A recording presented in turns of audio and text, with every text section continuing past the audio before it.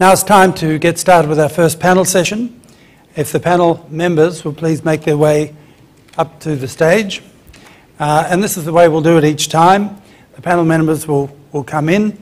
I won't go through their bios because they're all in your conference packs. And the chairman of each panel will invite the panel members to introduce themselves. The chairman in this case is Don Hicks, CEO of the wonderfully named Llamasoft, Inc.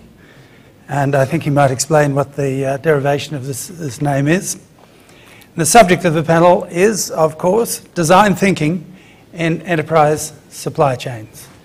This may be a time when the engineers and quant people in the room have to step back a little and let the more creative side of things take hold, but I'll let the panel take up this theme. So, Don, if I may hand over to you. Panel, first panel. Appreciate it. Good morning. It's really a tremendous honor. Thank you, John. For my honor to kick this off, and I got put in charge of an all-star panel as well. We've been talking about this, and gosh, I'm going to take about 2 minutes and then turn it over to the guys. Nobody has any slides on this panel. What we do have is ideas. And the one guiding principle that we have here on panel one is take a stand, challenge each other, challenge yourselves, say things that might be even wrong. We're going to have each of the individuals here give a short presentation, just 5 to 10 minutes, on their thoughts on what we're talking about with panel one, which really is about what is this thing called design. We kick it around. You hear supply chain design, you hear design thinking. I've done a little bit of research, and now I'm even more confused. It turns out design, if you're trying to be taken seriously, you immediately go to the Latin, signare, meaning to mark or mark out, combined with de, which isn't an opposition but derivation, so it derived from the mark or marking out, and I said, well, I don't even know what that means anymore. So, we're going to talk a lot of ideas. We want to talk about design practices. So I've asked the panel to think about things like, what do they see organizations doing with design? How is it different from planning? Sometimes the best way to understand something is to define what it isn't, as well as what it is. So we're going to talk about design practices. And then I've also asked them to think about things like, what do you see working? When you see a team that is doing excellent design, or an organization that stands out, what's the practice of the design? So design practices as well as the practice of design. We're going to talk amongst ourselves for a while, and depending on how the shouting goes, we're certainly going to be hoping for some questions and some interplay from you fine people this morning. So without further ado, I think I'll just introduce our first panelist here. Andy from EDO. Thank you, Don. You can't fly here directly from San Francisco, just to be clear. It's a very painful trip. So I'm going to talk a little bit about IDEO and design, and then I think what I'll do is pose a few questions, and this being a little bit rhetorical, standing up here, I'll attempt to answer them.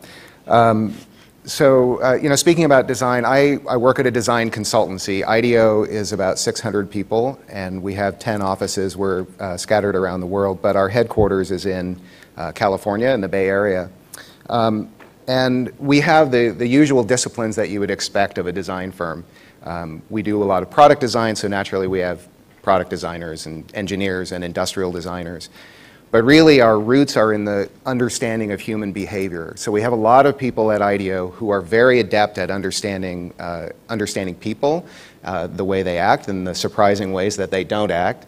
We call these people human factor specialists, and they tend to have unusual backgrounds, sociology, other social science backgrounds like anthropology, cultural anthropology, ethnography.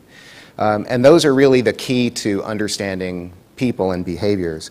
And I think if you think about design thinking, one of the sort of trademarks of design thinking, the framework that really sticks, are these three intersecting circles, a Venn diagram of three circles: desirability, viability, and feasibility. And as a design firm, we naturally come at kind of the desirability, the human factors piece, but we want to make sure we don't lose sight of the business factors and the technical factors.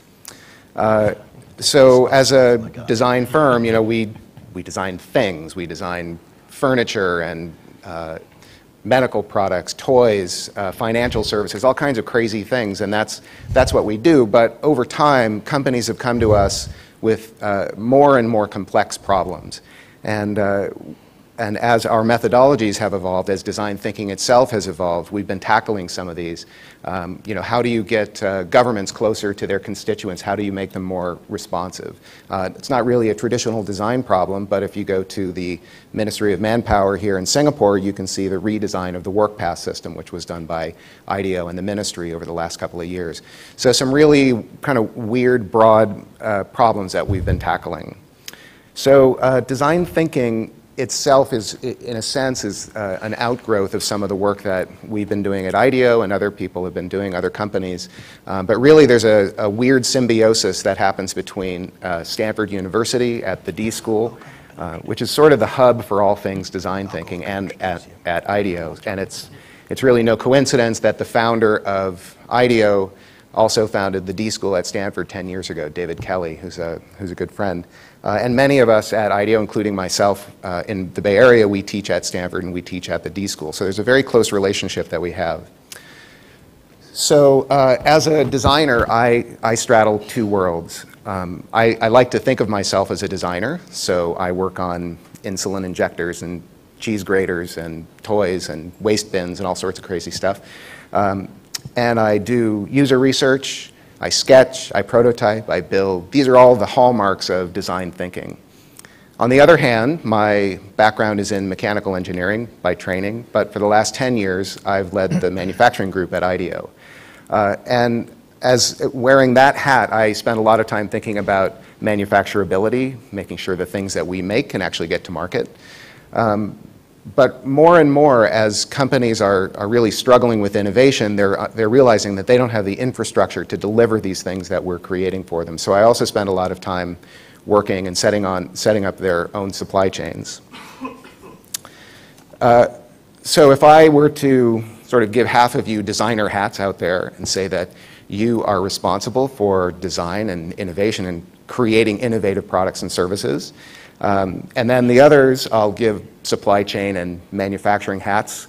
And as experts in supply chain and manufacturing, we define the systems that allow innovative products and services to get to market as efficiently as possible. So I've sort of divided you up, and now here's where Don's saying, you know, be provocative comes in. So why is it that design is so bad at understanding supply chain? And why is it that supply chain can be so unresponsive and inflexible towards change and innovation? So the question that I've really been struggling with is, how should this work? Who should be in charge? Should supply chain kind of merely be responsible for delivering what design and kind of the creatives think up? Or should supply chain be one of the constraints that has to be considered when coming up with innovation? So why is it that creativity and supply chain and execution and operations can't meet in the middle somewhere? So these are fundamentally the wrong questions to ask. So I'll come back to those questions in a minute. But I think what I wanted to talk about for a minute is silos. So as companies grow, they aggregate certain kinds of disciplines together. Those disciplines eventually become silos. Those silos become kind of impervious and unwieldy, and they don't work very well with one another. Silos themselves are not the enemy. An industrial designer becomes a better industrial designer by having other industrial designers around him. The same for a sales team, the same for manufacturing people. So it's not a bad thing to bring them together, but most companies are really terrible at breaking through those silos. And the real issue is that the problems that are worth facing, the problems that companies really need to grapple with, are not problems that can be solved by one silo alone. They have to cross silos. These multi-silo problems are really critical to the evolution of some of these companies. I've had a debate about, you know, innovation within a particular function or within a particular silo. And design thinking does do a good job at that, but so does Kaizen, some other methodologies from lean manufacturing. But really, I think design thinking is optimistic, collaborative, generative, and it's very good at solving these complex issues. At IDEO, we have our own silos to worry about, but they're very tenuous, and people who try to kind of understand the organization of a design firm almost always come away disappointed. But it's really good at tackling these multi-silo, really complex systemic problems. So we may have a client approach us, for instance, to help address childhood diabetes. Childhood diabetes is a really difficult disease for everyone. So children have to have their blood sugar measured 10 or more times a day with these painful pokes in the finger. Parents have to inject them with insulin 3 or 4 or 5 times a day. They have to teach the child about the disease and then how to manage it as they grow older. And it's a really difficult problem. So for our own organization, who should we bring to the table? Who should sort of own this problem? Is it the silo or the practice that deals with medical products and the delivery of medical products to the market? They're very good at understanding health and wellness. Or is it the practice that is really good at understanding children and creating products and service that really respond to children? And again, this is fundamentally the wrong question to ask. So I think the right question is one that will bring together the people who have an opinion, who have experience in children, in drug compliance, drug delivery, the FDA, human behavior, families. Anyone who has anything to say should have a seat at the table. So we want to make sure that those silos, those aggregations that we've created don't get in the way of doing really great design and really innovative work.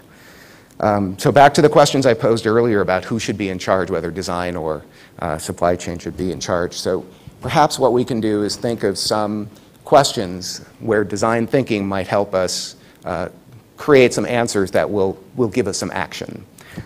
Design thinking is, as I said, is very optimistic, it's very generative, and we love to start questions by saying, how might we? It's a nice way to indicate that we're going to come up with something that's optimistic and helpful. So how might we align around our company's mission? Or how might we engage the whole organization in our purpose?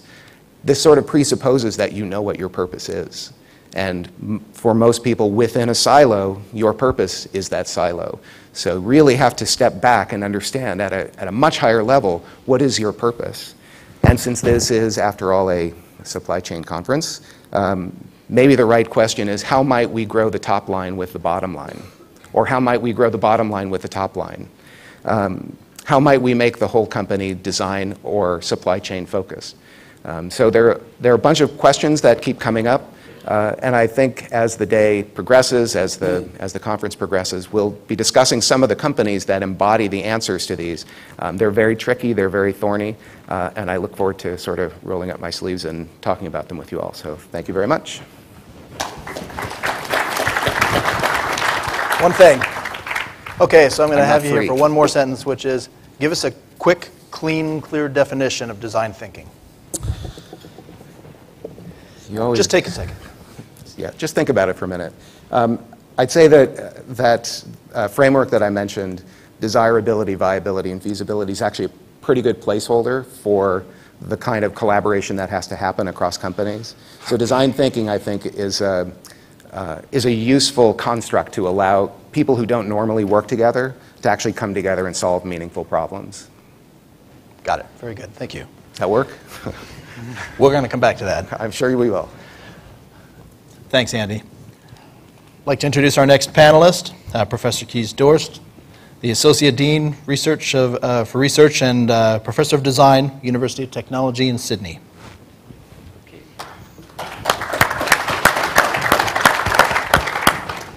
Thanks for having me. I want to talk to you about design thinking too, but in a slightly different way than the last speaker.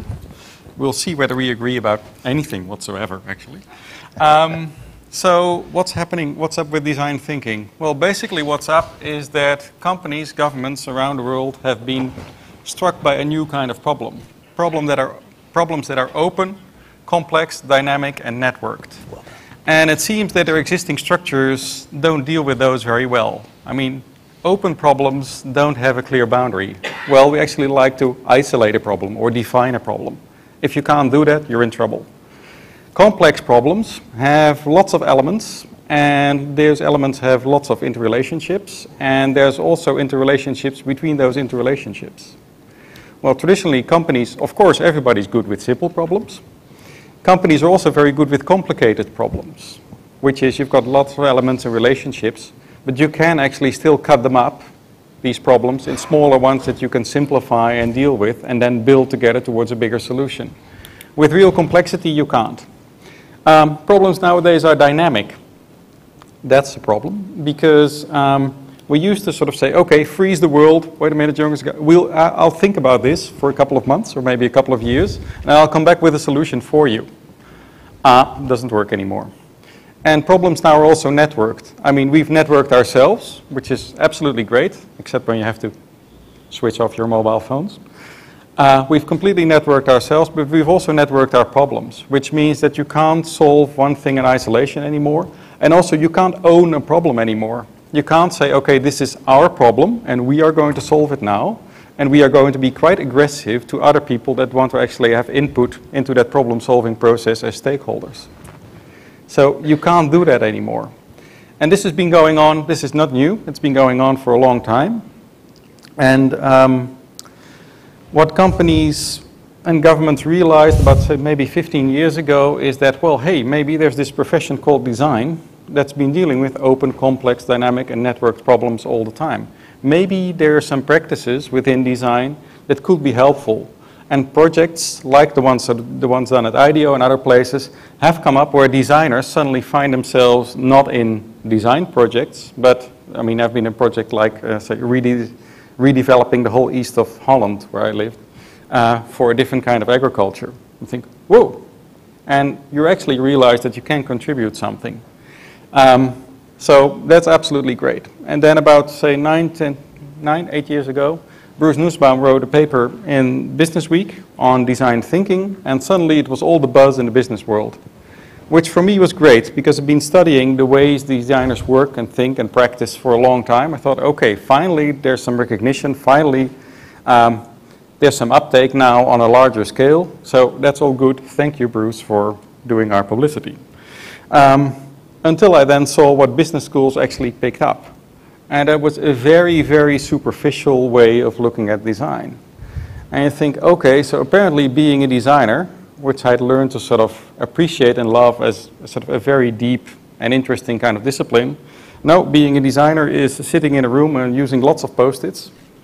And by the way, design is also mysterious.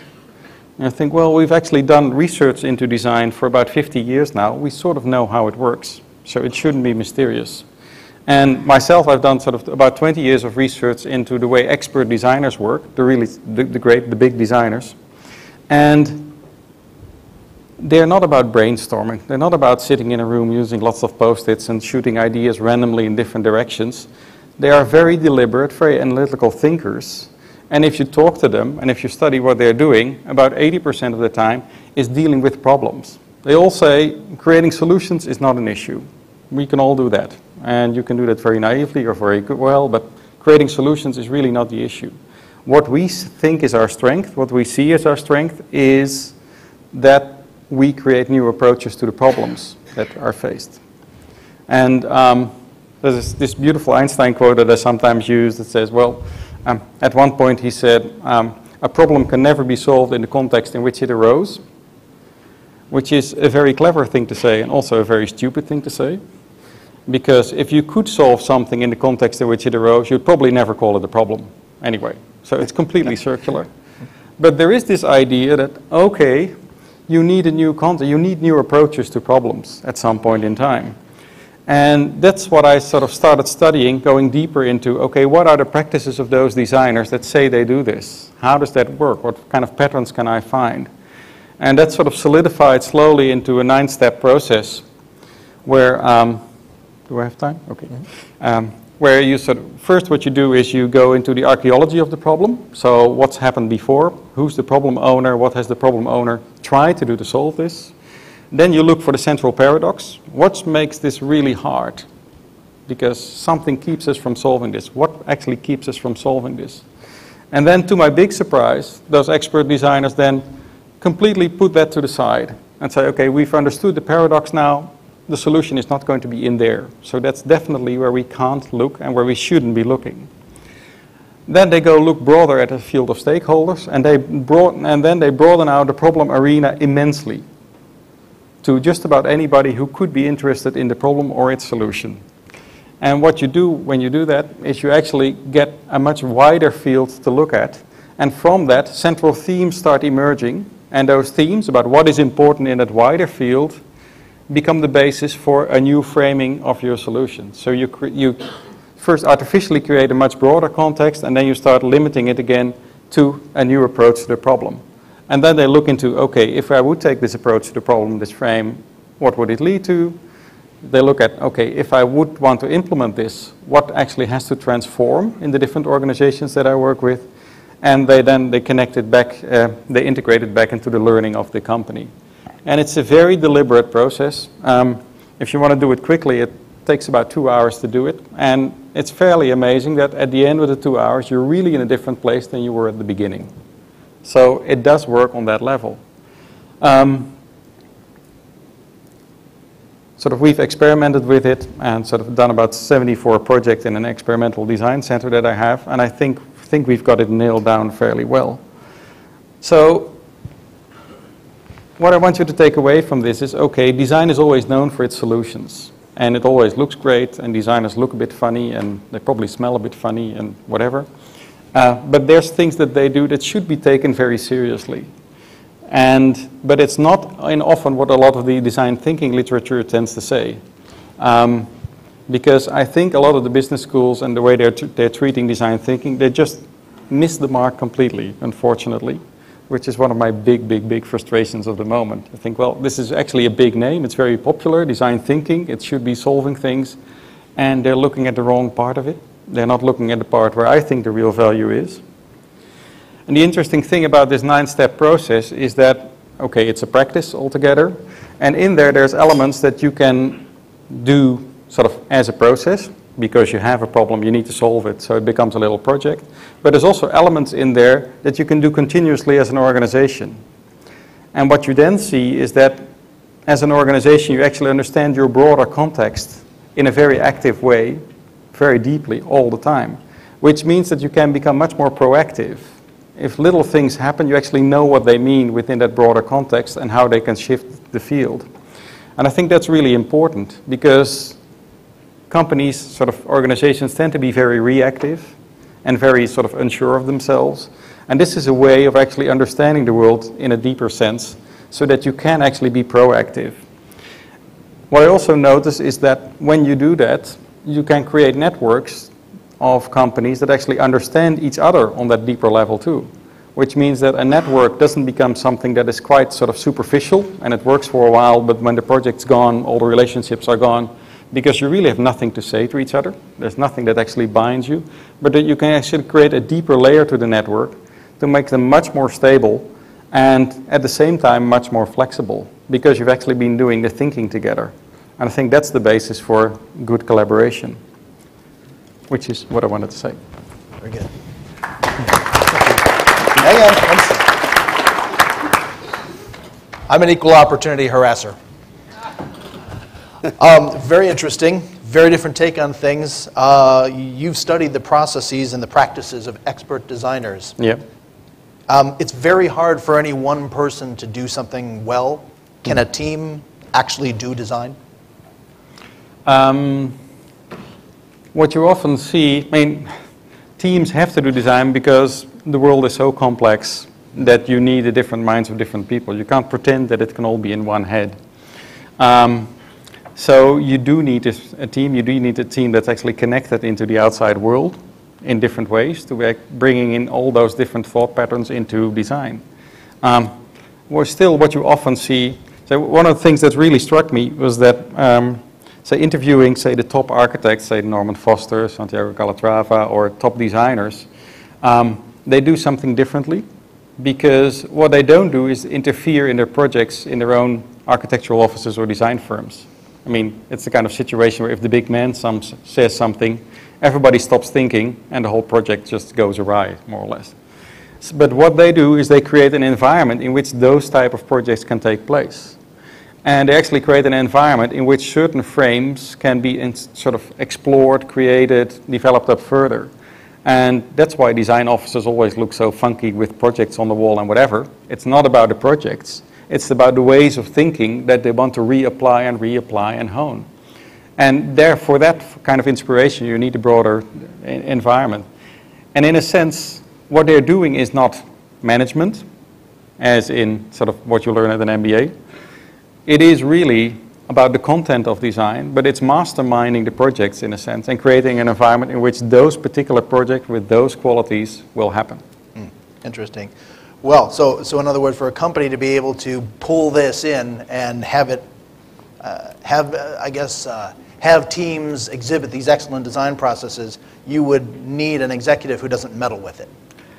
And you need an executive who can actually mastermind the environment in which these things take place. But then leave it alone. And then leave it alone. Okay, definitely. So there's a slight challenge there. Okay. Thank you. All right. I'm very pleased to introduce our next panelist. Ralph Lauren is one of the storied brands, one of the legendary brands in the modern world, synonymous with luxury. And we're honored to be joined by Howard Smith, the Senior Vice President for Global Supply Chain Operations, who isn't just thinking about design, but he's living it. And he can probably share with us for a few minutes what he's been living with. Thanks, Tony.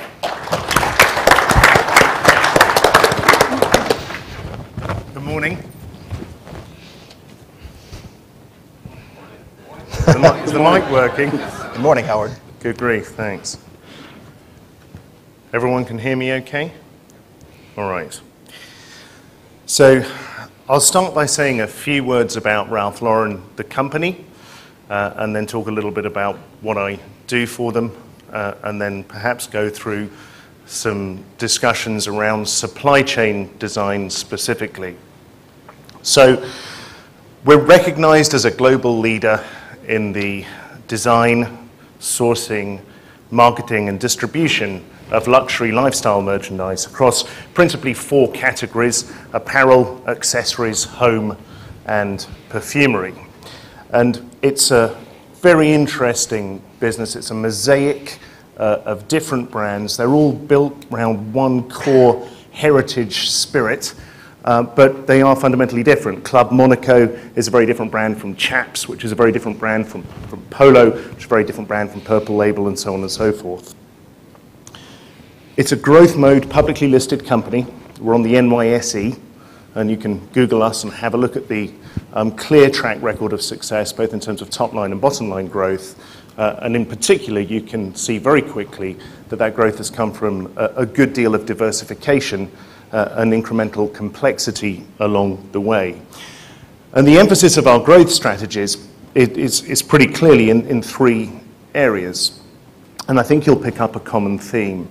Number 1, geographic diversification. As we shift away from those traditional geo-economically dense markets in Western Europe and North America. The second is product category diversification. And the third is channel diversification. Because you can't really have a conversation about our industry without mentioning internet, shifts in shopping behavior, mobile commerce, so on and so forth. All of those things come together, though, to have a tremendous impact on supply chain at an executional level, but also at a design level. Makes sense, right? Mic's still not working. Okay. In terms of supply chain design, it's pretty simple when you look at our approach. The number 1 guiding principle is there can be no constraints on business development. We're a very divisionalized company. We have a number of autonomous, fiercely independent, entrepreneurial divisional presidents. And I think our job in supply chain, our primary job, is to make sure that each one of those divisional leads is able to grow and develop their business with creativity and imagination and with flair, without thinking for a moment about whether or not operations or supply chain can support them. So if someone were to ask me the question about who's in charge, design or supply chain, I know my place, I know the place of the supply chain, and design is firmly in charge in our organization. We're facilitating and supporting and optimizing sustainable, profitable growth for our company. That's what supply chain does. So it is all about alignment, and it's about alignment with an increasingly dynamic environment. John, to pick up on some of the things that that you said. We often, when we get together as a supply chain group inside our company, we often say there's no such thing as a good supply chain, there's only a business appropriate supply chain. So it's a subordinate, supportive, optimizing function. So I've talked about all these different brands, and each one of those brands trades, or nearly all of those brands, trade through different geographies and through different channels.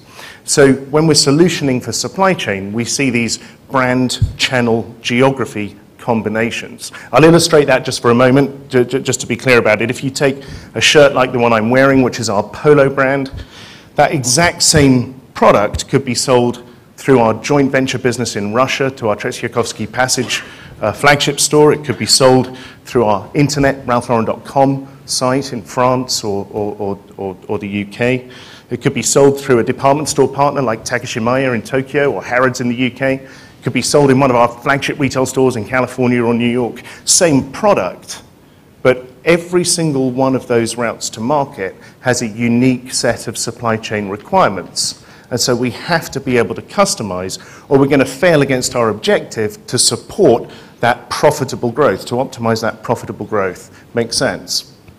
So, one of our overarching challenges when we look at supply chain design is how do we balance that requirement for customization with the requirement to deliver economies of scale when you take a different perspective and look at the supply chain through a different lens and seek macro enterprise efficiencies. And the way we do that really is by building a functional organizational structure, a functional supply chain structure, where we have different supply chain techniques. And you'll all be familiar with what these sorts of things are, value-added services, unit pick, DC bypass, merge-in, transit, cross-dock. We all know these things. But what we're able to do is if you take one of those brand channel geography combinations, like Polo going through a wholesale channel in the UK, let's go with that one. You might be able to select then from a menu of service options. There might be some DC bypass, some cross-dock, some unit pick. And so that creates customization. Flip the lens and you look at our global capability set and you focus on unit pick, and that engine is supporting multiple brands and multiple geographies. So we're playing between that functional split and the divisional organization of the company to balance customization with economies of scale across the company overall. Makes sense. Obviously, technology sits behind all of this. I'm not going to talk forever about technology, but I think it goes without saying that we can't move merchandise around the world. We're represented in more than 100 countries. We generate more than 500,000 SKUs every year. It's a very complicated supply chain. And so there's a lot of IT sophistication that sits behind this. But we also use IT applications, Don, when it comes to modeling our global networks, right? Like I said at the beginning, we're moving away from those nice geo-economically dense Western European and USA type markets to more dynamic marketplaces where populations are more dispersed. Things are changing more rapidly. What we're finding when we model is that even very minor adjustments to the parameters that we put into the models create massively different resultants.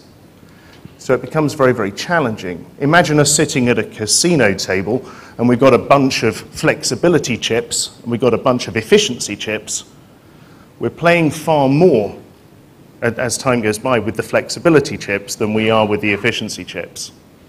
We've got some real good examples of why flexibility in terms of macro supply chain design is so important to our company. A few years ago, we acquired a formerly licensed business in Greater China and Southeast Asia. It's the part of our business that operates in Hong Kong, China, Malaysia, Philippines, Singapore, Taiwan.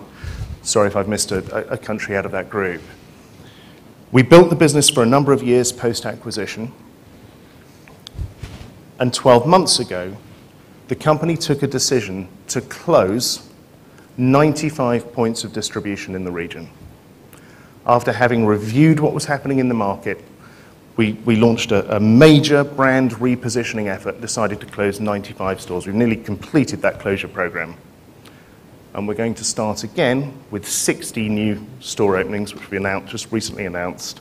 All going to be in different places, all going to be selling different merchandise, all sourced from different origins, Just imagine if we'd played with the efficiency chips beforehand. Imagine if we'd locked infrastructure in around that position 3 years ago. Where would we be to get today? We'd be facing a good deal of deleverage. So, just emphasizing the importance really of flexibility. Can I go for another couple of minutes, Don? Please do. Is that okay? Yes, we've got time. Because just while we're talking about this, I think another feature of this dynamism that, John, you were talking about is that as supply chain practitioners, as supply chain executives, we're starting to expand the scorecard of assessment that we're working with. And whereas in the past, certainly when I started doing this, it seemed to be all about logistics cost and transportation cost, DC cost, where do you put a warehouse, all that sort of stuff. Increasingly, we're now embracing considerations of inventory margin yield. I'll use the same example, the acquisition that we made in Greater China, Southeast Asia. It was a very interesting experience. When we bought the company back, the folks that had previously run it under license had adopted an approach where they had a very regional supply chain. And we found when we took on the residual inventory from the acquisition that there were, pockets of merchandise sitting in warehouses around the region. And we were able to look at that merchandise, and it was fascinating. We found that in some parts of Southeast Asia, there were SKUs that had completely sold through, no markdown, 100% sell-through, fantastic gross margins for us. And then in other parts of the same region, that same SKU was piling up as excess inventory, and it was going to be sold at no margin at all. And suddenly, all of those traditional considerations of logistics cost and transport cost, they go out of the window because they're dwarfed by the profit contribution from managing the inventory differently. I'd also point to, what used to be considered functional adjacencies like tax and treasury and regulatory affairs are now an integrated part, more and more an integrated part of the supply chain design process. I think about our Europe, Middle East, Africa business, just to cite another Ralph Lauren example, where we have a head office in Geneva, Switzerland, and we have our EMEA European Distribution Center in Italy, and we've created a fiscal representation link between those two areas that allows us to capture all of the corporation tax benefits of being in Switzerland, but at the same time retain all of the free circulation benefits of being in the European Union. It's a good example, I think, of a supply chain network that's been designed with tax and treasury and regulatory affairs considerations together. So, I guess the last thing I'd say, and Don, you prompted me with this in some of the notes you asked us to read before we spoke. And I think one of the questions you asked is, do you think that organizational design is part of supply chain? Well, I think it absolutely is. Organizational design is critically important when you consider supply chain design. We talk about a requirement for our networks, our logistics networks, to be flexible and scalable. But I think there's also a requirement for our organizational designs or organizational structures to be flexible and scalable as well. And I think there are fundamental shifts in what we're asking for of our supply chain executives. And I think a little while ago, it was all about time and motion studies and industrial engineering and people in warehouses with stopwatches. And I think in a very, very short period of time, it's become something completely different. We're looking for general business managers that understand corporate finance. We recently did something in Miami, Florida, where we worked with a third-party logistics provider, a long-term partner of ours, introduced that company to some of our merchandise vendors. They created business relationships between them. We've taken a slice of that value. This is pretty complicated stuff to ask a logistics manager to deal with if he's been trained in time and motion studies in a warehouse, right? The game is changing. Or creating special purpose vehicles at a bankruptcy remote and calculating what enterprise value is being created from contract awards and, building global, commercial nexus point. It's very, very different. And so thinking about that sort of change that comes with the dynamism that John articulated, I think is absolutely central to the overall supply chain design process. Very good. So I have to do this for a job. It's a lot of pressure. I have to design the supply chain and then run it. So I live on the edge of my nerves every day. I could talk about this for a very long time because I talk about it all the time. But I'll probably cut it there, and then if anyone's got any questions. I certainly do. Oh, you do? Oh, of course. That's not what we agreed. Well, it's It's my panel today. Howard, that's excellent. I want to bring in a couple of dimensions here. I think it's clear, probably most of us would acknowledge that John Gatorno is an intellectual leader in a couple ways, and one of the ways that I always come back to is he's been talking about the role of organizational design in supply as being part of supply chain design. He wrote a major part of a book about it, and other people are still catching up with this one. I guess I would want to tie this all the way back around and ask you to look forward 2, 3, 4, 5 years. Pick. Where would you like to see supply chain design as a capability then for you at Ralph Lauren? What are you expecting to get out of it in the future? I think I'll answer the question for Ralph Lauren because that's what I do. Please. Okay. So we've grown very, very quickly over the last 7 or 8 years, and again, I'm not going to throw numbers out that are wrong, but directionally, CAGRs are in the high teens, both at the top and the bottom line for a decade.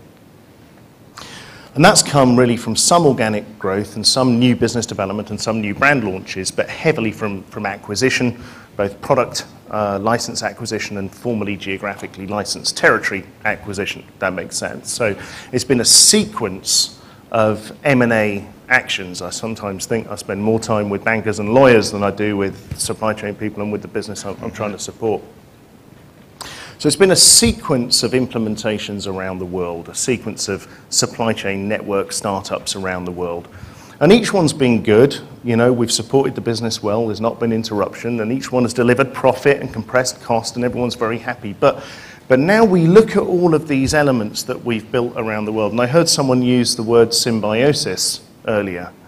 And I think the challenge now is, from a supply chain design standpoint, how can we add all of those pieces together and work with them so that the whole is greater than the sum of the parts, so that the contribution is greater than the sum of the parts?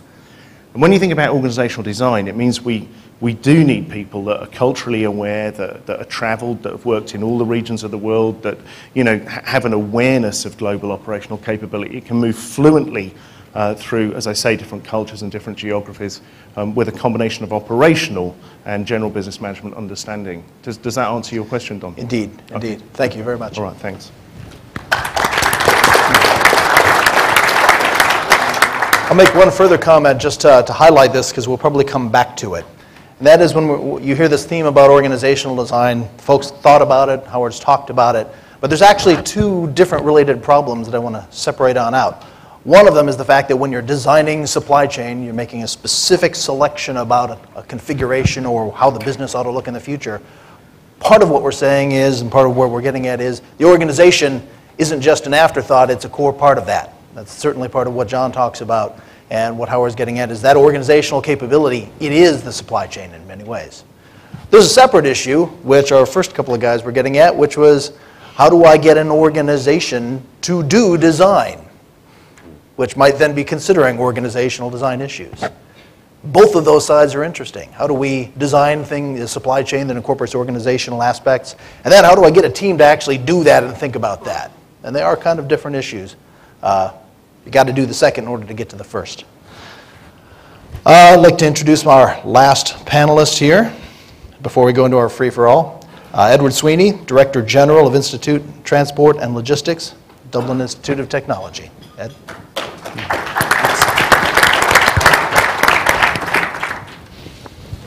Good morning, ladies and gentlemen. John, there's no direct flight from Dublin to Singapore.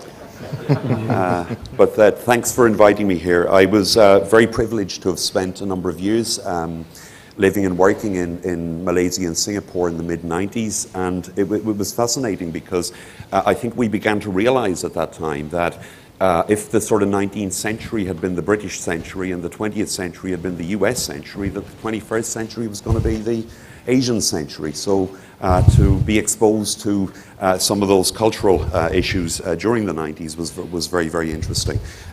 Thanks to Don, because I was delighted when he said to me that please feel free to get up on the stage and say things that are wrong.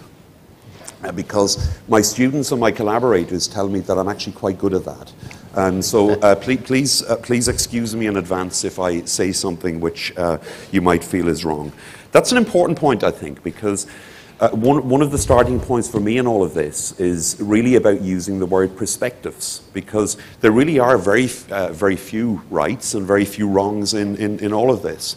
Just to give you a little bit of background in terms of my take on this, I'm an engineer by background. I'm a mechanical engineer, and I was trained in the whole business of trying to apply robust design principles to the design of complex entities. And the first few years of my career was really about exactly that. It was about applying robust engineering principles to the design of complex products, mainly in the aerospace and automotive industries. And it was interesting, I was talking to John Gatorna this morning, and I suggested to him that an interesting post-summit survey to do would be to figure out the backgrounds from which everyone in this room hails, because I think in many ways all of us have kind of fallen into careers in supply chain management. I think very few of us actually set out with the objective of being supply chain professionals. And I kind of fell into it really from an engineering background.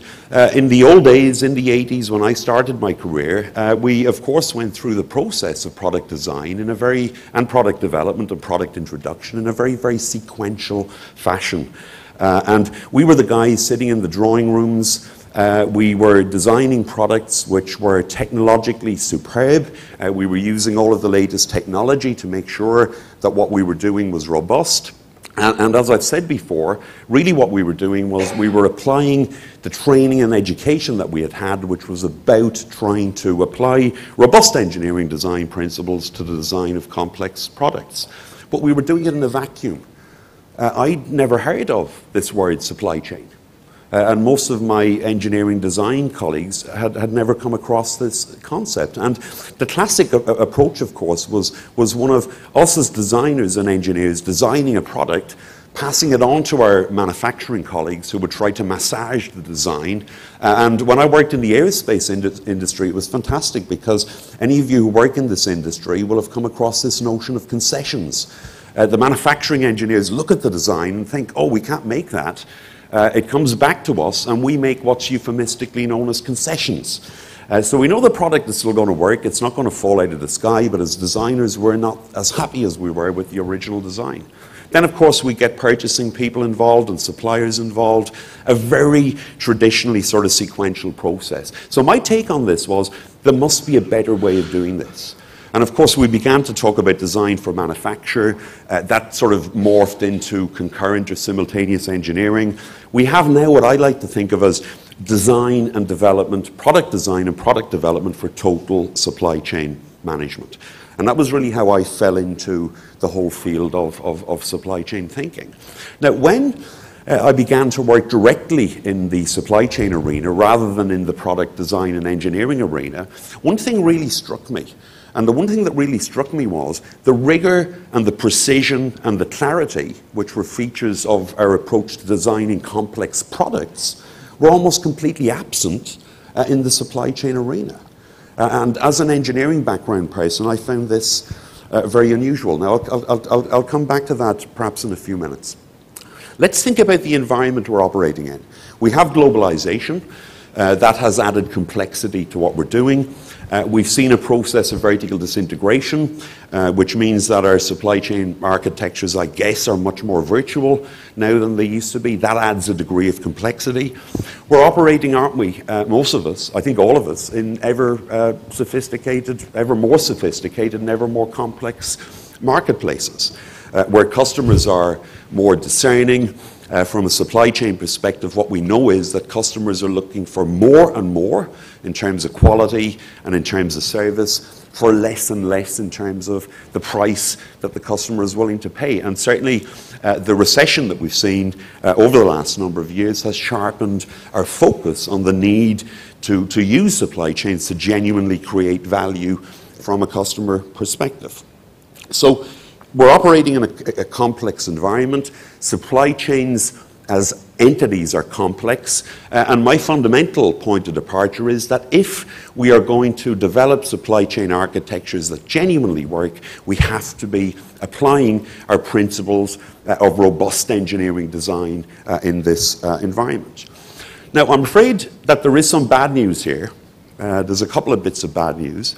The first bit of bad news is that there is no magic solution in all of this. Any of you who, like me, are fans of Douglas Adams and The Hitchhiker's Guide to the Galaxy will remember that, of course, there was an answer to the question of the life, the world, the universe, and everything, which was 42. But there is no 42. There's no magic solution. And I thought this was a lesson that we had learned back in the 80s and 90s. But it seems to me that many organizations are trying to find easy solutions and magic solutions rather than recognizing that this is actually a complex process that we need to go through. So that's the first bit of bad news. The second bit of bad news is that we can't go out and blindly copy good companies. One of the things I'm very heartened by is this conference has been going on for about an hour now, and I haven't heard the phrase best practice used yet. Now, I've just used it, but I've used it because I want to debunk it. I hate this concept of best practice. I think the phrase that Howard used was business appropriate supply chains, because the reality is if we talk about best practice, it seems to me that that implies that there is one best or one optimum way of doing things, almost irrespective of the environment that we operate in. Now, the reality is that every business and every supply chain is unique. It has unique products, unique processes, and perhaps most importantly of all, unique people and a unique culture, therefore. So just because something works well in one organization doesn't necessarily mean it's going to work in a different environment. So that's the bad news, if you like. No panaceas. We can't copy the good guys. We can certainly learn from the good guys. But there is good news. And the good news to me is that there is a logical and systematic way of working through this process. A logical and systematic approach which is characterized by those three words I used previously: rigor, precision, and clarity. And I think, again, a lot of this is about saying, let's regard a supply chain as a complex system, as a complex entity, and let's try to make sure that we apply those principles of good engineering design practice in this process. However, we have another problem here, and I discovered this. It took me a few years to discover this. Perhaps I'm a slow learner. But the big problem is that if we adopt a purely sort of engineering approach to this problem, yes, it will get us a certain distance, but as John Gatorna likes to say, supply chains are living organisms. You know, supply chains are fundamentally about people. Our suppliers are people. Our customers are people. The people who plan and execute the supply chain are people. So if you apply a purely sort of engineering approach, what we end up doing is we end up doing the hardwiring very well. We end up getting the systems and the technologies and the structures pretty well, but we end up tending to ignore the most important dimension, which is the people dimension. And that's where the soft wiring comes in. So I think good supply chain design practice, yes, it's about the application of good, robust engineering design principles. That'll get us, that'll help us to deal with the hard wiring issues, but we have to make sure that we take the soft wiring issues into account as well. I'd like to think of supply chain design as not being purely a science. It certainly has a scientific dimension in that we need to go through it in a rigorous and systematic fashion. Neither is it purely an art form, even though it's got a creative dimension to it. It has to have a creative dimension to it. I like to think of it as being a marriage between art and science, more like a craft. And like any good craftsperson, a supply chain designer will learn a lot from experience. Yes, we'll apply scientific method and rigor, but also we'll need to be creative. And I think the big challenge for us is how do we marry those two sides of the equation. Just to bring the story up to date a little bit, I spend most of my life now doing two things, and it's almost brought me full circle. One is trying to make sure that the engineers of the future, the young kids going through engineering schools, actually know something about supply chains. So all of that really good engineering knowledge is not being applied in a vacuum. And the second thing I try to do is I try to make sure that executive postgraduate students, for example, are exposed to the whole concept of supply chain design, the application of rigorous thinking to supply chain design processes, and so forth. The final thing perhaps I'll leave you with is sometimes when I come home from work in the evening. If my wife's been on a day off, I'll ask her what she's been doing all day, and she'll say to me, well, she might say to me something like, those clothes don't wash themselves, you know, or that dinner didn't cook itself, you know. And that makes me think, and there's an interesting line here, supply chains don't design themselves, you know. But I remember listening to Don Hicks make a presentation in Dublin some time back, and I really enjoyed it because I think you described most supply chains as a series of historical accidents, which I think is a great line. And, you know, so to me the message is you can't just let the supply chain happen. You've got to make sure that it is designed in a proactive fashion. So really, to me, if we want a kind of a line which captures the essence of supply chain design, and I'm preempting a question which Don asked earlier on, to me it's about don't just let it happen, make sure that you actually make it happen. And make sure you make it happen by having a strong focus, yes, on the process, with both the hardwiring and the softwiring dimensions. Yes, recognize that it is a craft, it's a combination of an art and a science. But the thing you have to remember in all of this is that that design process has to be driven by the notion of value, and we can only define value with reference to our customers. So without that clear understanding of what customers want, how markets are changing, we can't really make progress in this area. That's really all I want to say for now. Very good. Thank you, Ed. So I'm going to begin by disagreeing with you. You said that supply chains don't design themselves. Mm-hmm. Wouldn't you agree that actually, almost by default, supply chains are designing themselves, and that's why many companies have got themselves in the mess that they're Absolutely. in? I mean, they go off and they design and they grow. It's more of a biological process. I think we have an issue of language here, because probably what I should have said more accurately is that supply chains shouldn't design themselves. You know, that we need to do it in a proactive fashion. You're absolutely right. I mean, just give you one example. We've just completed a major piece of research on the status of supply chain thinking in Ireland. And it's an interesting country to look at, not least because we have a major amount of foreign direct investment and a strong presence of many multinational companies. For example, 18 of the top 20 pharma companies globally exist there. Now, it's really interesting because one of the things we're trying to figure out is what is the level of understanding of supply chain management? And 30 years after we began to write about supply chains, there's actually quite a high level of understanding and awareness.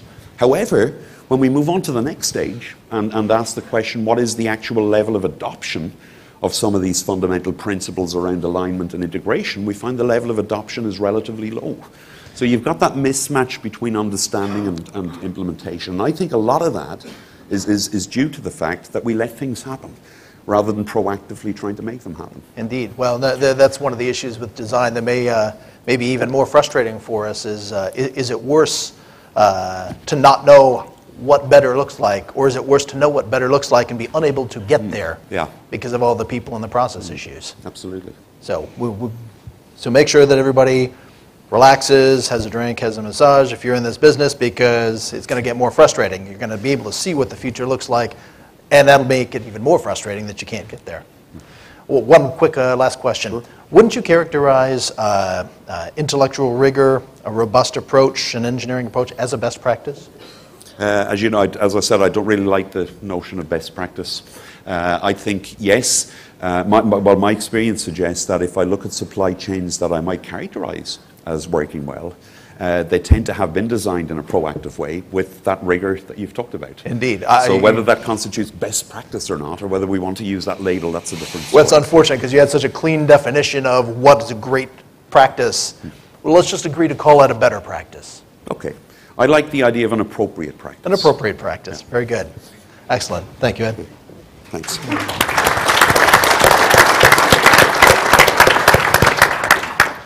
All right, so I thought we'd have a couple of discussion points up here for the panel, and then hopefully you guys are getting into the spirit of this, of playing Stump the Panelist, or Embarrass the Speaker, as you wish.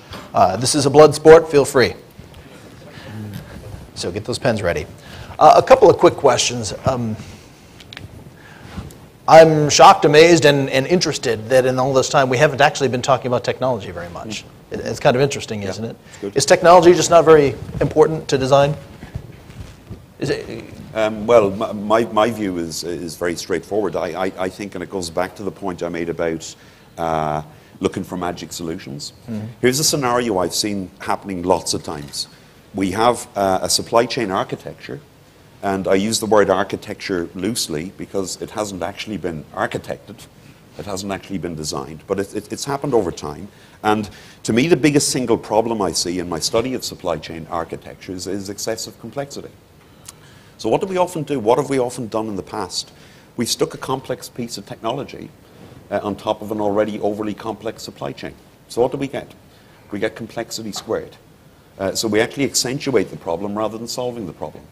Here's my hypothesis on this. If we have bad processes and bad working practices anywhere in our supply chain, and we apply technology, we automate those bad processes and bad working practices, what do we get? We get slightly faster bad processes. Right, I've described it in the past as rolling faster in the wrong direction. Absolutely. Yes. So I think going back to your fundamental question, I would absolutely regard technology, and I know it's a bit of a cliche, but it's an enabler of this process rather than the driver of it. Interesting. And it has to be. Anybody else comments on the role of technology, Howard? I'm more cynical, I think, than anyone on this subject. More cynical than Ed on technology? Yeah, I'm gonna top it. I haven't gone yet. I think that We're all cynics, but a sense of it. yeah. I'm not. I'm an optimist on technology. I think two things happen oftentimes with significant IT development programs. I think number one, it becomes the accountability of the IT department to deliver it. And number two, I think it has to happen at some point further away in time, so it doesn't have to happen today. And I think a lot of people reach for technology-oriented solutions because they get those two critical achievements out of it. And I mean, I'm not joking about that. I think that really is a feature of the way organizational dynamics move and shift. But yeah, I think you're absolutely right. It's an enabler. It's not a critical part of the design quotient, is my perspective. Indeed. And if you look on my bio, it's clear that I come from the software vendor supplier perspective on this thing.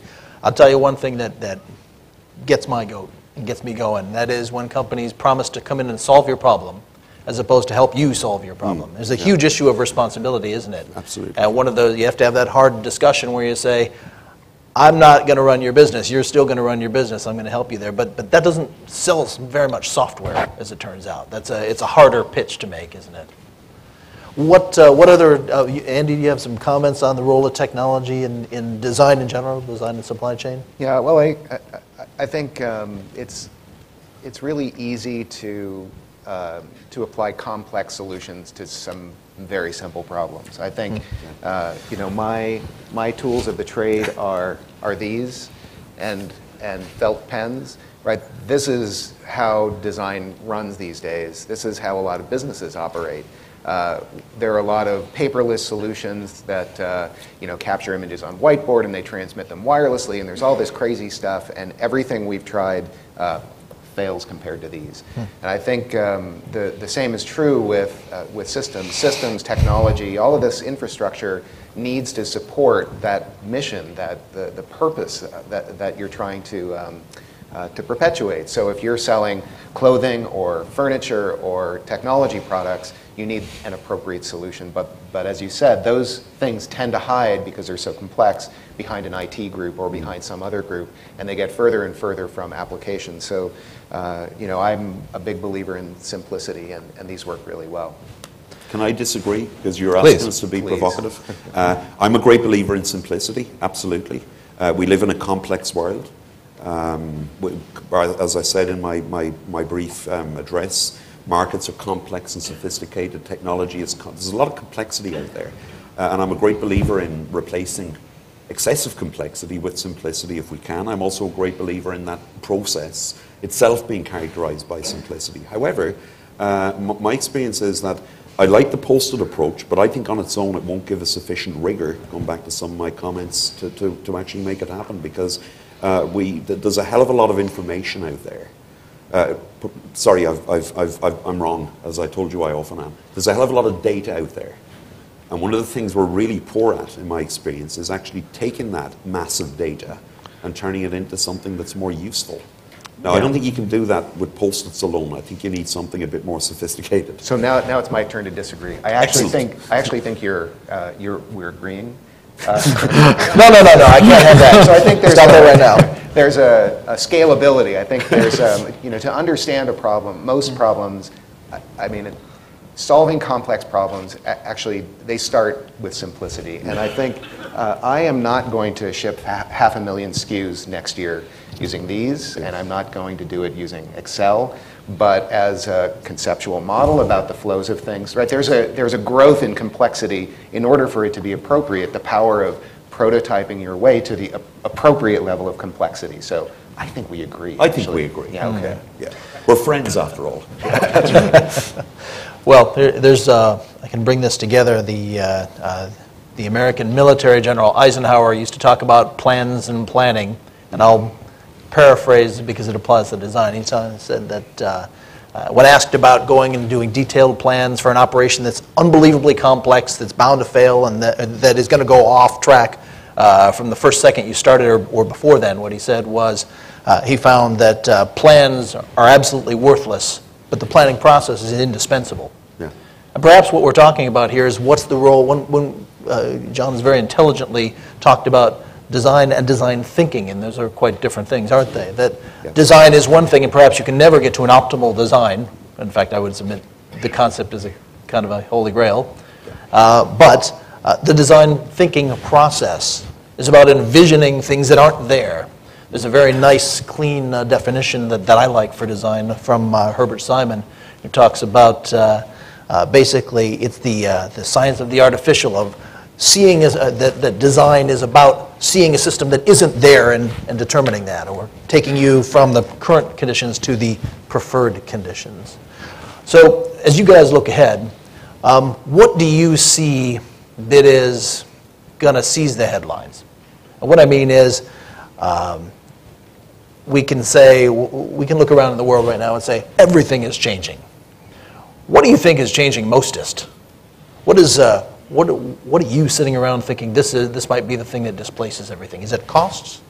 Is it shifting costs? Is it demand? What do you think is the thing that is going to be seizing people's minds over the next 2 to 3 years? Financial crisis? Climate change? Keith, what do you think? I think, if you talk about financial crisis, climate change, et cetera, you're talking about sort of different kinds of whole new areas of problems opening up. It's not a single problem, it's a whole area of problems that has a new character that we have to try to understand and that we have to try to address. And as we're still trying to run whole societies based on 19th century institutions, that's not easy. And I think actually that's where what new communication technology can bring is actually interesting, because for the first time we can do distributed quality control on complex processes that we didn't used to be able to do before. Why do you centralize things? Well, you think it's more efficient. That may be or may not be so, but mainly also for quality control. If you can let that go, wait a minute, you can actually deal with things on a much more flexible basis and on a much more regional basis. So you think technology is really going to continue to shift the landscape for organizations? I think we haven't thought it through yet what it means. I think the technology is already there in a sense. It's this kind of communication technology, but we're still sort of not very used to thinking in that kind of networked way. We're on the verge of being in a networked society, but we're not using that completely the way we can. And because we're not using it, it becomes a problem. Do you think that's going to be more important than new transportation technologies, for example, or changes in the global landscape? Well, I think at least the things that I like to think about in this whole arena, which is basically what you're asking, is it's really about, okay, how do we deal with these new kinds of opportunities and new kinds of problems that are coming up? And what kind of practices do we know from design, but also from other fields, that have already, more or less by accident, developed up great capabilities in those areas, and really start tying that together much more seriously. So that's why I like being here. This is a field of issues that's opening up. But there's also a field of possibilities of doing things now that you couldn't do before. but you have to be able to step back and actually re-engage. So I like the story about sort of having to close so many outlets and start anew. I think that's what you need to do for these big changes to happen. And we're not used to doing that. We're not used to thinking in that way. And I think we're sort of right up to the point where we really need to shift that thinking. Howard, what do you worry about looking ahead? There are the short-term things. Look out a little bit further so we can increase the amount of worries that you're thinking about. What do you think could be game changers out there right now? What's looming? Well, I'm not sure because there are game changers coming that necessarily worries me. It's something that we've got to solve for, right? Yeah, right. In fact, it keeps me, in some ways it makes me happy because it suggests we're all going to still be working. I hear you. Exactly. I think, and I'll answer for our sector, Okay. you know, because this is going to be different depending on what people do. But for us, it's all about the impact of the internet. Let's call it what it is. It's the internet on the way people shop and mobile commerce on the way people shop. It's fundamentally changing everything already. We don't know what we don't know. Our plans are only ever a common basis for change, right? So I'm not going to make any bold predictions, but you know, you wonder really how much. I think someone said recently that at an NRF conference in the United States that 80% of retail consumer spend growth was going to come from internet or mobile commerce business. So you don't have to track that very far out before it has a really fundamental bearing on the landscape. You know, there are a lot of retailers out there with a lot of bricks and mortar real estate that's going to become progressively less relevant. And so all sorts of supply system implications flow from that, right? This makes sense. And I just wonder whether there'll be huge aggregated inventory positions in very large, you know, regional distribution centers and a lot of FedEx type activity going on behind that. No doubt. You know, very different from the capillary network infrastructures that we've seen so far today. Right. At the same time, though, the importance of the storefront, the importance of the retail and the customer experience seems to be getting even more important in the internet age, isn't it? You mean in terms of on a computer, Don? Well, I mean that for a while, folks were talking about with e-commerce, why even have stores and storefronts? Why even have a retail experience? Because people will just want to shop. And actually, it seems like what it's done is changed the experience very much and made it even a new way of differentiating, that it's about experiential buying now to supplement internet. Yeah, I mean, we can talk about this a lot. I mean, I think that the internet channel, if you want to use that as a term for all those types of channels, it's complementary. I think all of us in our sector have seen from research that our best customers are those that are shopping in every single different channel.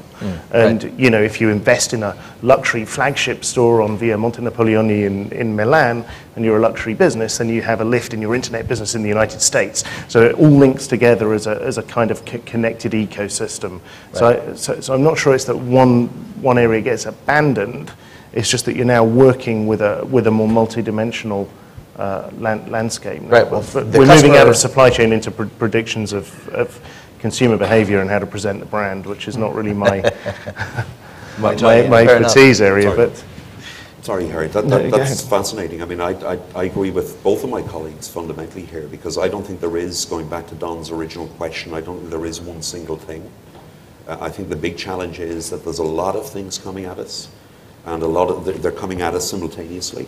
So the operating environment and landscape is becoming ever more complex.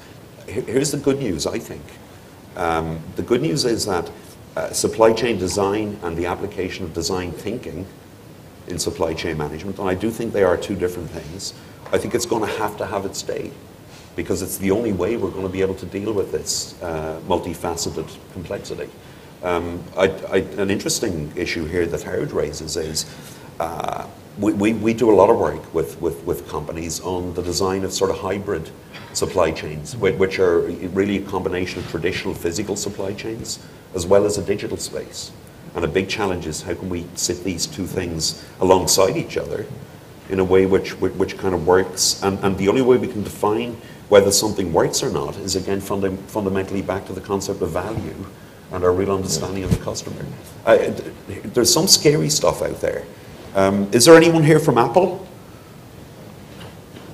No one here from Apple. We do some work with Apple in their European headquarters in Ireland. And we recently had a PhD student. And this is the interesting bit. We're working on designing supply chains for products which themselves haven't been designed yet. Right. To me, that's kind of a scary prospect. Yeah. And it forces us to completely rethink the rule book. Well, if we ever had a rule book to begin with. But it forces us to completely change our thinking, and it's that sort of experience which makes me believe that supply chain design thinking will have its day. It has to have. Indeed, indeed. If I can just connect that to the long-term survivability of the human race and life on this planet, briefly. 42. 42. 42. Yeah, I'm sorry, you've already beaten me there, haven't you? It is true, isn't it, that risks are built into the design of the network. They're built into what you're doing, and as we've talked about, these supply chains have seemed to evolve almost by themselves, and we're trying to wrangle them and more or less rope them into where we're going. But this is kind of a big struggle, isn't it, between trying to make the best of the situation you have today and fundamentally deciding what you're going to be in the future. Some of the problems that we're facing as the change accelerates, like it is continuing to do everywhere. I'm with Howard. I'm hugely optimistic because we've at least identified a solution in terms of design and design thinking to step out of the day-to-day to try to envision the kinds of asteroid-level events that will wipe out us or our businesses and get a handle of it. We may not be able to do everything, but at least we won't be so ridiculously surprised, hopefully. Or there'll be the known unknowns and the unknown unknowns, aren't there? And I think it spells pretty positive ideas for you and your business, doesn't it, Andy? Yeah, it does. Are you seeing yourself and your business getting drawn in? Is there a pickup in interest in design and design thinking out there? Yeah, well, I think if IDEO is good at anything, it's shepherding the public relations around design thinking. We do a very good job of kind of coordinating with Stanford and with professors. So there's no shortage of people taking executive MBA classes through Stanford and being exposed to design and going to other design firms and coming to IDEO. So I don't see that so much of an issue. I think design itself is a very optimistic business. If you're pessimistic, you're probably not a designer. Design is really about the art of what's possible. But I wanted to go back. I think there's a lot that's already out there. William Gibson said the future is out there, it's just not widely distributed. I think we can find examples of a lot of the things that are solutions to problems that we're either facing now or will be facing in the near future. Who knows what they are? It could be that the Web 2.0, participatory design and engineering certainly taking root in the States. Who knows what that means to the delivery of goods and services to people. But there are examples out there. You mentioned Apple. In the States, if you buy an iPod charger and a little Bluetooth headset, it comes 2 days, 2-day air, and it actually is coming from Shenzhen. So somebody, PCH International, set up the logistics and the network of factories to produce these things and get it to you within 2 days. It's remarkable. And I think that is not something that you could have predicted 5 years ago or 10 years ago, but it's emergent, and I think other companies can take a look at the future that is out there and adopt some of those principles. And it's not best practices, but it's very appropriate for PCH. But there are things that we can tease out from these other examples that are out in the world that we can go ahead and use. Yeah, interestingly, the president of PCH, Liam Casey, walks around with it's not an unsophisticated approach that he has, it's just fast. Yeah. He manages to outperform with him and his iPad a team of about 50 or more procurement people because he's just got it all there. But it's not that he is simplifying or dumbing down the problem. He's just only introduced enough process to make the right decisions, and he doesn't simplify it beyond where it needs to be. He's still got supplier performance. He's still got metrics for all of the different suppliers at his fingertips, all stuck on a mashup, and I think it's Google Maps that they're using for that thing. So it's not exactly a simple solution, but it is keeping things coming back to simplicity. Or it's appropriately complex. Appropriately complex, yeah. That's a great way to talk about it. By the way, there's another dimension to this which we haven't touched upon, and as an educator, it's something which is close to my heart. I think probably our biggest single challenge is making sure we have people with the right skill sets, right. The right knowledge base, And I think in general, universities haven't been very good in this process. So where do people learn supply chain? Well, that's a good question. I mean, I think sometimes the education process is actually accentuating fragmentation and silo-based mentality rather than actually trying to address it. I mean, if I look, for example, at a lot of master's programs in this area, I still see a very strong emphasis on the functional links in the supply chain. Sure. And you'll see a module on warehousing and a different module on the sort of manufacturing link in the chain, and very little of that sort of horizontal thinking, which to me is fundamentally what supply chain thinking is about. So I think unless we address that, we've got a problem. Howard, you going to comment on that? Yeah, and maybe this will be contentious, I don't know, but Let's hope so. You know, my perspective is that what makes people very, very good at supply chain is really understanding the business that they're supporting, not so much understanding supply chain at all. And we run a phenomenal breadth of rotational programs. I think in supply chain alone, we've moved more than 50 people on international rotation in the last 4 years. Where we're starting to discover tremendous areas of success is where we bring people out of business divisions that don't know anything about supply chain at all. Absolutely. And give them exposure to the design and even the operational execution processes. And I think what really helps to deliver the creative edge, because it is about creativity, and I think not just at design but also at operational execution, it's about creativity. It is really understanding that, feeling the spirit of the DNA of the business that we're supporting. Some of that stuff can't be written down and can't be learnt in a textbook. And I don't want to come across as being anti-academic, You're right. But that's something that we found drives a lot of value in something Right, that we're and if I can pushing. just comment on that one, because my experience would be, I've had some interaction with your organization. I will tell you that's not the norm, actually. You guys have everyone is in the business of what Ralph Lauren is doing, and some people happen to be addressing the supply chain issues right now. But that is really not common. I won't say best practice because I couldn't say that without knowing what all the practices were. Right. But I'll say it's a pretty darn good practice, and that is not common. And if there's something folks might want to take away from one of the leaders in the field, it is that idea of supply chain is a part of the business as opposed to supply chain is a problem over here we're simply going to solve with our fun cost models and our optimizations. Don, we've been talking about planning and design.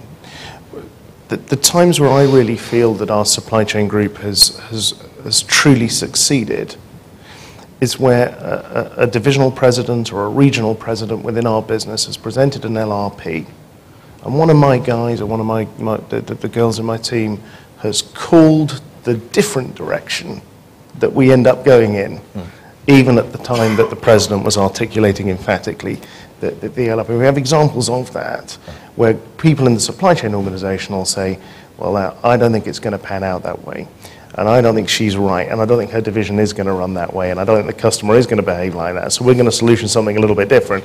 And when I see supply chain executives making those business judgments and calling the future right, better than the business they're supporting, that's when I really feel that we're hitting a line of success.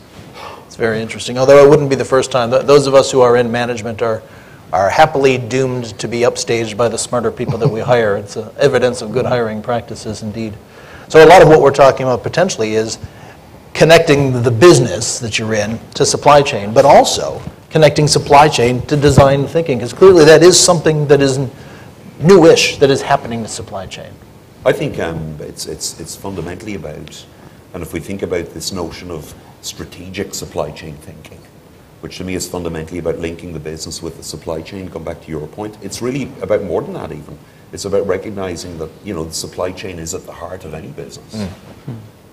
So unless you design that in a way which is going to work in a sustainable fashion, and I'm using sustainable in the broadest possible sense here, we can't really succeed. But the fundamental thing to me about strategic supply chain thinking is what you're doing is you're looking around the corner, aren't you? And what you're trying to do with the application of design thinking is you're trying to proactively build up the supply chain capability in advance of the requirement. What we've done all too often in the past, I think, is, and certainly my research in an Irish context illustrates this, is We've done the exact opposite of that. So instead of proactively building capability, we've become very good at reacting all the time. And you know, like most supply chain execution folk that I work with, day in, day out, are really, really good at crisis management. When my back is against the wall, I've got to get a delivery out. I'm good at that. I'm very, very good at managing problems. And there's a certain, I think in the human condition, one gets a certain satisfaction from sort of managing problems. Rather than really, to me, the application of design thinking is fundamentally about, let's move away from that sort of problem management by creating real problem ownership. And it's only through real problem ownership that you can find the root cause of the problems and begin to address them. Yeah, I mean, I think the thing that I'm struggling with, and maybe the fly in the ointment, is the emphasis on the delivery of goods. I think maybe the complexity that we're seeing as a design firm is really that, and maybe because of the internet, but more and more product companies are becoming product and service companies, and service companies like telcos and banking and so forth, they are becoming product companies. And I think one of the, you know, back to your question about what's out there in the future is really how does supply chain have a place at the table for these companies that are trying to do both? And I think the answer is, I'm sure the answer is yes. I just don't know what shape that's going to take yet. In the example that I mentioned about childhood diabetes, that's a product and a service that need to be inextricably linked. Information about the disease, how to manage it at different levels for different kinds of people, for kids and parents and family members and so on. And there are services that are delivered as part of that. I think I have a hard time understanding how supply chain will be as relevant as it needs to be in this new era of product and service that are merged together. Well, you have to keep in mind, though, that these businesses don't have a choice. They've got a multi-billion-dollar spend today. So they can't really pull off of that thing and just sit back and think about it. We've often talked about trying to convert yourself, trying to rebuild the airplane while you're flying it, which, as it turns out, happens to be in the middle of a storm, so you're on instruments as well. So you really can never stop and pause. Right. But at the same time, the ability to stop and pause, it might be the thing that keeps your company alive 5 years from now.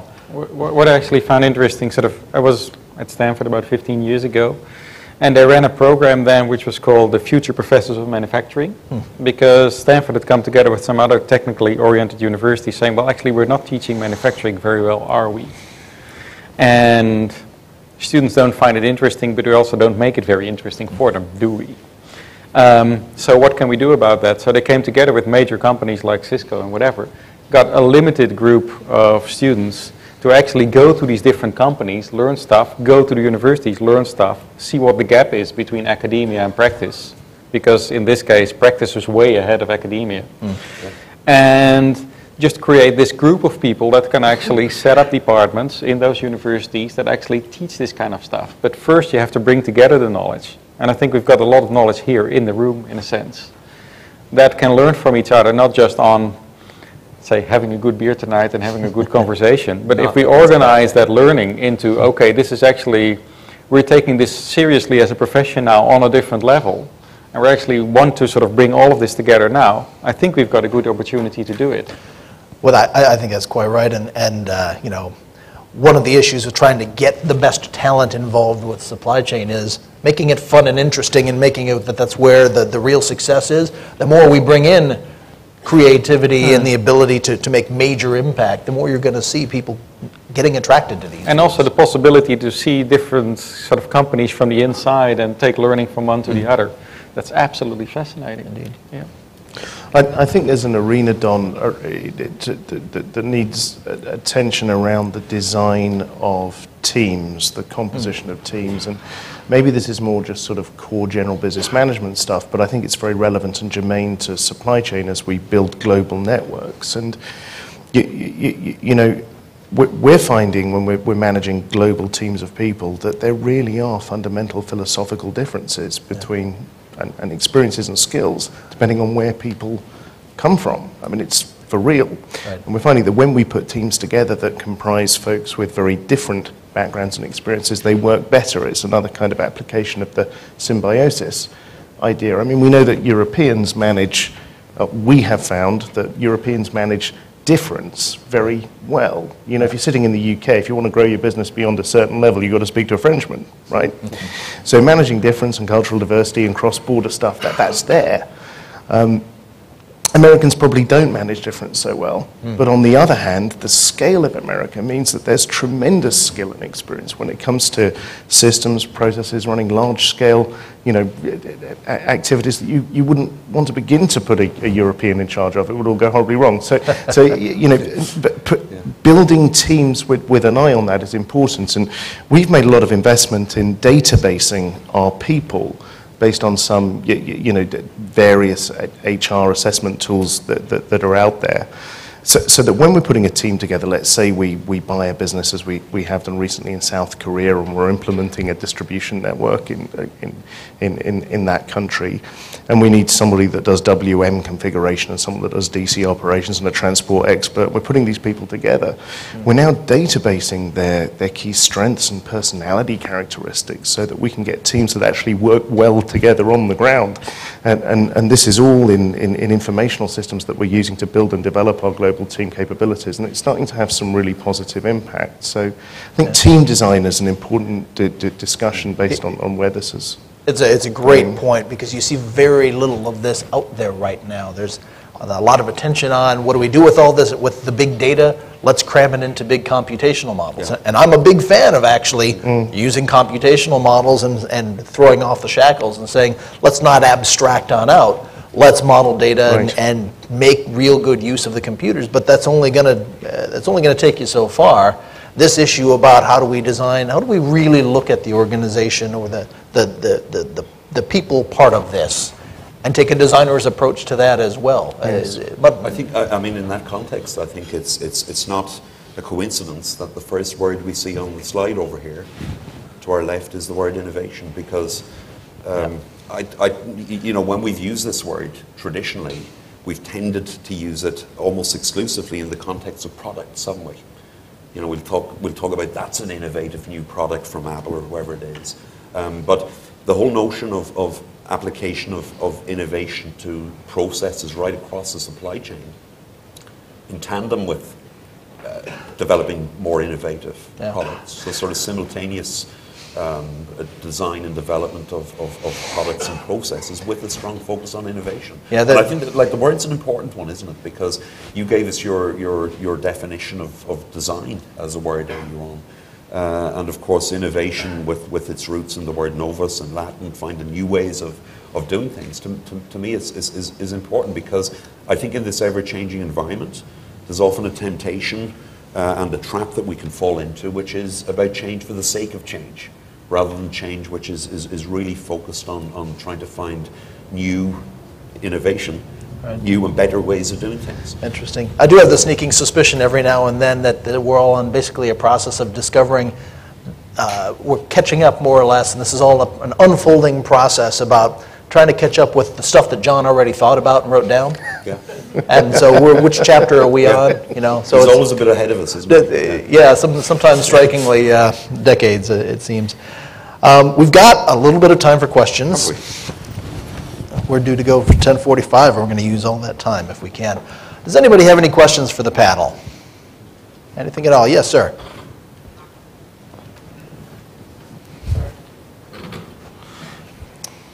Hello, I'm Dominic Rigo from Toll, an integrated logistics provider.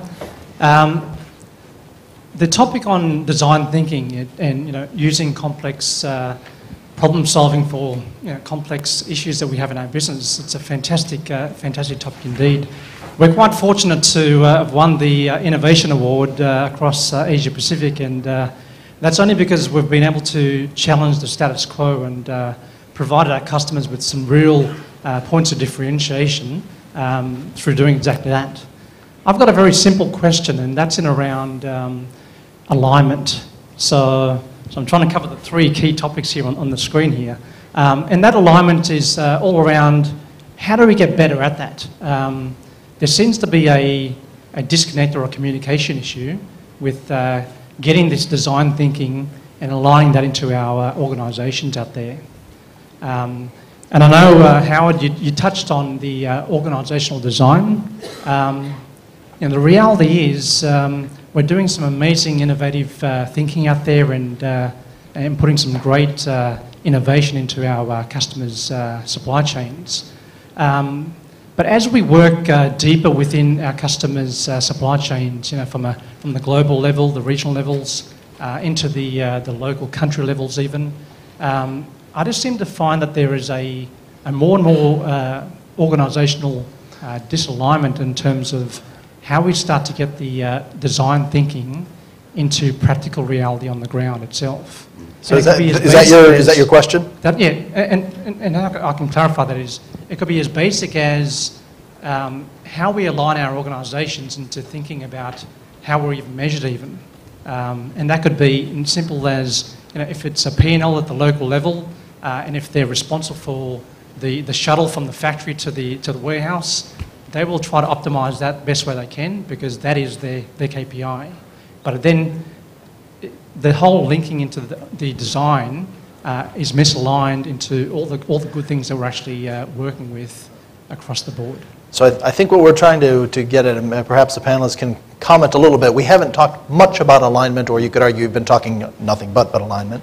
I think that he's sort of getting at this issue of, I heard the word metrics. We haven't tossed that one out a whole lot today, surprisingly, which is probably good. But what do you guys see in terms of things that can be done to take design and align it with the larger business approaches? Are there metrics of design? How does one measure whether or not design is being done correctly or working? Is there any way to do that at all, or is there just none? Anyone want to tackle that one? Well, I mean, if I could maybe make a comment initially, I think, in fact, perhaps we haven't used the word alignment very much this morning, but I think everything we've been talking about has really been about alignment, because to me, the whole design process is about achieving alignment, or rather that sort of redesign or re-engineering approach is very much about trying to tackle misalignment, which is a characteristic of lots of organizations. I don't think there's an easy answer to your question, but I think the fundamental thing in terms of how we measure what we do is fundamentally down to the supply chain that you've designed that comes out of the other end of the supply chain design process. Does it work? Right. Does it ultimately deliver value? There's a very John Gatorno way of looking at this, where when he's talking about alignment, he's often talking about designing supply chains and organizations. Absolutely. Indeed, to be aligned with the business. Correct. Yeah. And to be aligned in turn with the customer, of course. Indeed. Other comments? Well, was it Dominic? Dominic, yeah. Yeah. I think what I picked up from your question, if I got it right, was really how do you execute, how do you get strategic thinking linked to operational execution? Making it actually happen. I mean, I don't think there's a sophisticated answer to this. I think it's hard work, and I think it's about communication and sharing. I think that if you don't communicate throughout the organization, then you create a void, and not only can that void lead to misalignment, I think it can also become filled with cynicism, frankly, and you can have negative organizational forces that start to interfere. So I think that the view that we take is that somebody who's working on the distribution center floor in one of our facilities in North Carolina or Southern California, they're likely, in fact, to be just as bright as we are. They've made different life choices. And we find that if we talk to them very openly and share our thinking, our design approaches, the macro enterprise business strategies, the supply chain response to those strategies, if we talk about those things, we can actually create an understanding and a connection and an alignment that permeates the entire organization. And I'd make a brave claim. I think that if you took any of our first-line managers in the supply chain organization and invited them up here, even if they were from a division-specific, regional-specific operation, I think you could be surprised by how fluently they'd be able to speak to our macro enterprise strategies as a company and what we're doing as a supply chain overall to address those. It's really hard work. I mean, I'm serious, it's hard work. I mean, I'll make flights to get into facilities and meet with groups of 50 people at a time, you know, day shift, night shift. And I've got people at board level saying, Howard, what are you doing? When are you back? You know, but the effort of investment and communication and connection to people throughout the organization is key. A lot of those people, you know, when provided with opportunities, can find themselves, you know, we've surprised ourselves as to how people have moved into very different types of jobs and taken career turns and experienced advancement that, you know, they might not have thought about, we might not have thought about before we really began this process. Does that answer your question? Yeah. So you have, and it's more the communication part that I was more interested in aligning that communication. Okay. Yeah, the old-fashioned word is leadership, is a lot of what I see. Trying to get a large group of people who are all doing their best the way they see it to align and do their best with what you need them to do in the organization. A lot of that is the task of leadership, is alignment and getting a group of people to act better than any individual can. And that's what a lot of what you're driven a lot getting of at. value contribution in the Ralph Lauren supply chain over the last 7 or 8 years, and you can see it in investor reports and so on and so forth if you want to look it up. And you know, we've done it really without any. If you look at local distribution center efficiency contribution, for example, there's not been a tremendous amount of systems investment or infrastructure investment. We've simply unlocked discretionary effort. And we do a lot of polling of our organization, employee opinion surveying and cultural audit. I'm going to sound like a European socialist now, Dawn. I'm accused of that sometimes in America. But you know, the only correlation we can find, really, between incremental performance output and something else is incremental performance output and our EOS and cultural audit results. And that's very, very interesting. It's something I think we've all got to keep in mind, because there's a tendency to disappear down rabbit holes of IT applications and, you know, conveyor belts and engineering solutions, and really it fundamentally comes every time, I believe, down to people. Other questions? Let's see. You, sir, right there. Thank you very much, Trevor Miles from Canaxis. I have about 3 pages, which I'm not going to bore you with, but very, very good introduction, particularly towards Howard and Case. The case, you had the conversation about 19th century institutions, meaning, of course, structures and hierarchical organizations and all of these types of things. Howard, you've talked about taking people into operations to actually understand what's happening, and operations people into the business to help them understand what's going on, essentially breaking down the barriers. My question is really, aren't we talking here about organizational structures that are still 19th century? They were based upon military ideas of spans of control, hierarchical in nature. And Howard's talking about his boards who asks him, what are you doing? Going to talk to people down in the factory floor or in the warehouse. But it is to get to that network society and being able to actually enable people to interact very quickly that is going to be the heart of our future supply chains, as opposed to bringing it up into headquarters and having headquarters make all of those decisions. So I sort of like to think about this in terms of practices, because we can actually define quite clearly what kind of practices we think we need. And then we can, if you sort of understand that, you can quite clearly define what kind of skills and knowledge are needed to actually feed into those practices. And then you can actually also start defining, okay, what's the mentality that you need to actually run those skills and practices, so skills and knowledge into those practices. And I think sort of a lot of companies are struggling with this, but you can be fairly specific and fairly clear about, okay, we want people to, for instance, be able to judge things on a certain level. Okay, what do they need to be able to do that? What kind of mentality, what kind of skills, knowledge, information should we give them? So I always try to avoid the word communication, because sort of there's this thing that pops up in my mind that always asks about what at that moment. Yes, we should talk more. Yes, we should communicate more. Yeah, okay. But I think sort of thinking through organizations in terms of these are the different practices that we need, and just specifying that, and then looking at, okay, what are the structures that we have that support that or actually hold us back from having those practices and having those practices in a connected way, is a very good and healthy way of thinking through what you should be doing.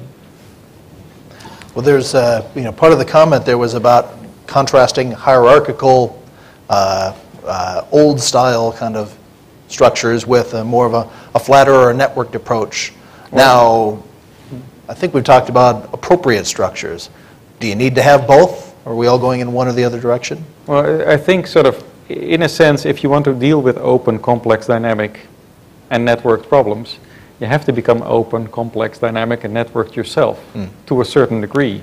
But that can be completely chaotic, so you can't. Indeed, if it's a continuous replenishment or a lean model. So the question is, how do you develop up these practices that are open, complex, and etc. enough to deal with the outside world as it is and as it is developing, and still hold on to structures? And I think that just putting practices central in this is helpful for me to think this through. As soon as I start thinking about organizational structures and processes, I just lose my mind a little bit.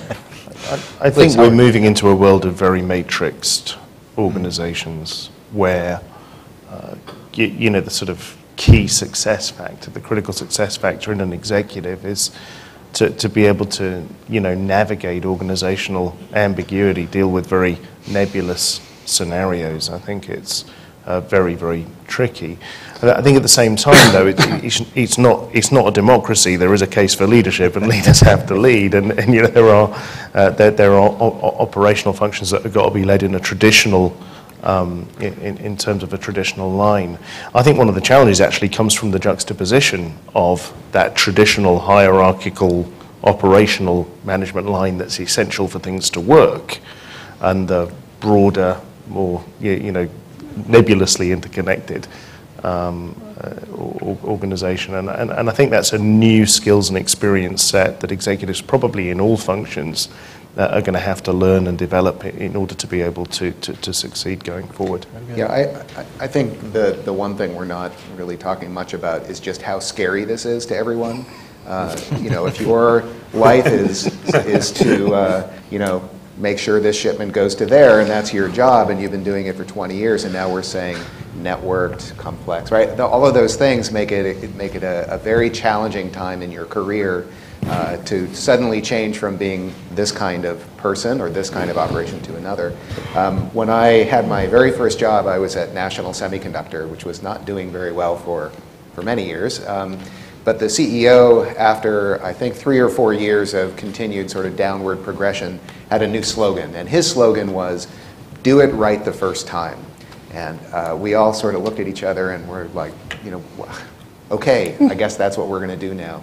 But the idea of, a slogan is going to solve it for you and change the behaviors of all of these people who are entrenched for so long, it's just not going to happen. And I think the questions that are coming up are really around attitudes as much as they are about organization. And I think, the organization will, if it survives, will align itself around what is successful. And it needs to be flexible, of course. But I think that attitude of prototyping, being willing to try things, to fail, to learn, all of those things are really important. And they help people who are very anxious about the evolving world and their changing roles to really start to become part of the solution, right, rather than just kind of dead weight. Well, this is, I'd submit that commerce and business is nothing if not a Darwinian process of pruning out things that don't work. Yeah. And I think what we're getting at, perhaps to bring us all the way back around, is this idea of design thinking, of bringing in a capability to be able to see a future for your business and then communicate it and move the organization there. It's not just nice to have, it might be the thing that actually makes you survive the next crisis, whatever it is, and it's going to be something you've heard of and then something else you haven't heard of. And perhaps this ability to get your own culture, your own organization, to be okay with changing. Maybe that is the thing that we're competing on now. I mean, perhaps if you can't get that done, it's just a matter of deciding when you're going to become extinct or not. And you've got organizations like Ralph Lauren who are driving it ahead. They're viewing this as opportunity. And their competitors, if they're not able to keep up with that one, if they're not able to bring in the capabilities of design, they're going to be toast. So perhaps it's a reasonable fitting summary under why we should care about this and what we can get out of it. I think we're about it on time. I apologize for those of you who had more questions, but we've got a couple of days, and please snag anybody up here. and buy them a drink and ask them your question then. I'd like to ask you for a round of applause for our panelists, Ed Sweeney, Howard Smith, Steve Stores, Andy Sitke. Thank you, gentlemen. Thank you.